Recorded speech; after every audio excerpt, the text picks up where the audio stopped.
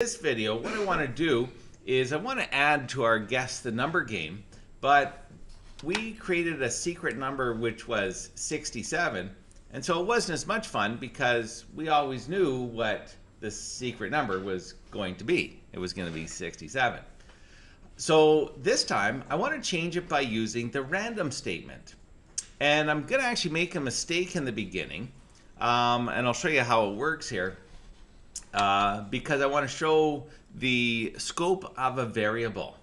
So in this program, I'm going to start by replacing our secret number being a value of 67 with a random value.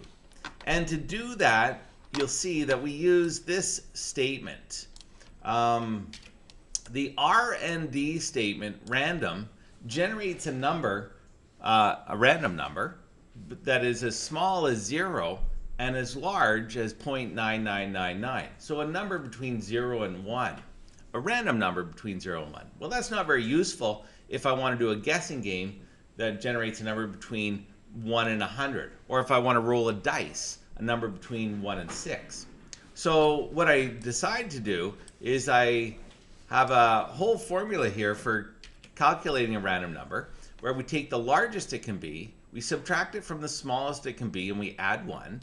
And then we multiply that range by the random, which is a number between 0 and 1. So if our smallest is 1 and our largest is 100, it's going to generate a number that's 100 times the random plus 1. And so that will generate a number as small as 0 plus the minimum, which would be 1, and as large as 99 because int truncates. So the largest would actually be 0.9999 times 100, which would be 99, and then it would truncate the rest, and then we add 1, so the largest could be 100. So this formula is a nice simple formula to calculate a number between 1 and 100. So what I'm going to do here is I'm going to put that in my program. I'm going to say secret number equals this formula of calculating a number between 1 and 100.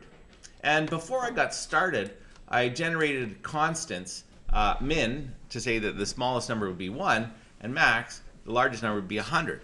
Again, if I wanted to roll a dice, I could make a number between 1 and 6, let's say. But in this case, I'll use that formula, and I'll use max as 100, and so it'll be a number between 1 and 100. Also, you'll note, when I generate constants, I typically will capitalize the variable, the constant variable, because that way I know that it's a constant and I can look up in the constant declaration for that variable as a reference. Okay, so let's try this program, and as I said, there's going to be one slight problem with the program. And as we maybe what I'll do here, yeah, so I'm going to press play, and the problem with the program, and we won't see it right at the bat, I'll guess 67, and you'll see it says the guess is too small, so I'll guess a number larger than 67, maybe 68, and now it says my guess is too large. How could 67 be too small and 68 be too large?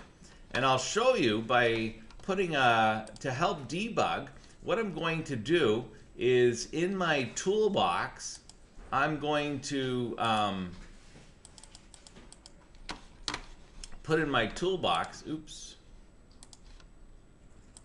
I want to put a label that's going to, I'll call it label 3 here, and I'll just put it right, right above my guess, so it'll show what secret number is.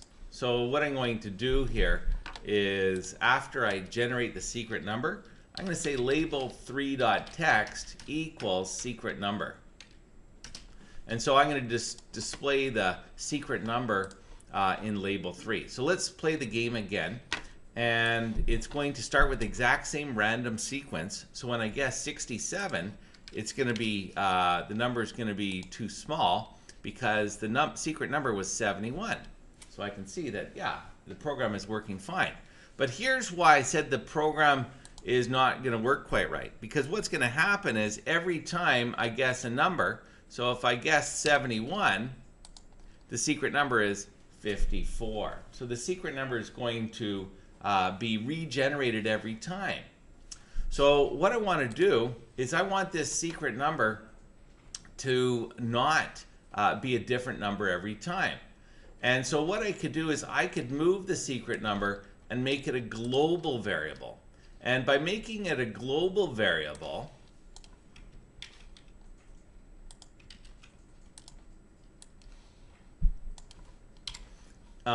it's going to not change. And let's hit play here.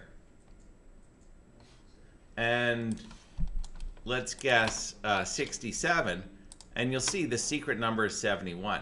So now I guess 88 says too large, and I guess 71, and it's going to be perfect.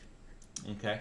So what happens, why it didn't work before, and let me move this statement down below and show you why it didn't work. What happens is inside of this subroutine, secret number is going to be declared, but as soon as the subroutine ends, it's destroyed.